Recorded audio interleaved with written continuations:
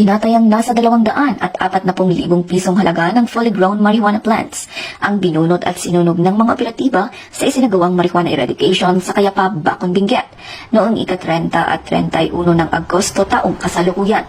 Ayon kay Police Colonel Joseph Bayungasan, Provincial Director ng Benguet Police Provincial Office, naging matagumpay ang operasyon sa pagsisikap ng pinagsanib na puwersa ng mga pulisya sa pangunguna ng Bacon Municipal Police Station, katuwang ang Provincial Intelligence Unit, Provincial Drug Enforcement Unit, Benguet Police Provincial Office, Regional Intelligence Unit 14 at Philippine Drug Enforcement Agency Cordillera.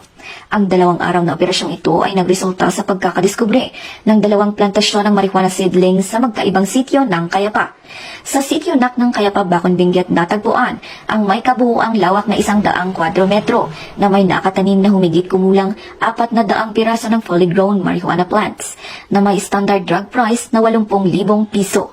Habang sa sitio Bangaw, Cayapa, Bacon, Benguet naman, natagpuan ang kabuuang 200 kwadrometro na plantasyon na may nakatanim na humigit kumulang 800 piraso ng fully grown marijuana plants na nagkakahalaga ng 160,000 piso standard drug price. Bagamat walang nahuling cultivator, lahat ng mga binunot na fully grown na halaman ng marijuana ay naidokumento at sinunog sa mismong lugar. Kumuha naman ng sapat na sample ang nasabing grupo upang dalhin sa Regional Forensic Unit Cordillera para sa qualitative test.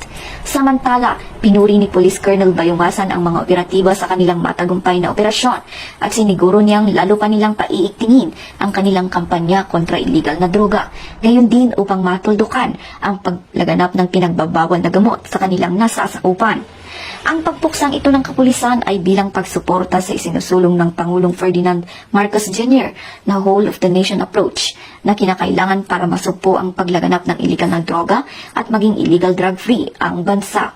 Mula dito sa rehiyon ng Cordillera, ako ang inyong PNN correspondent, Patrolwoman Jezebel Moyaw, alagad ng batas, tagataguyod ng Balitang Pulis.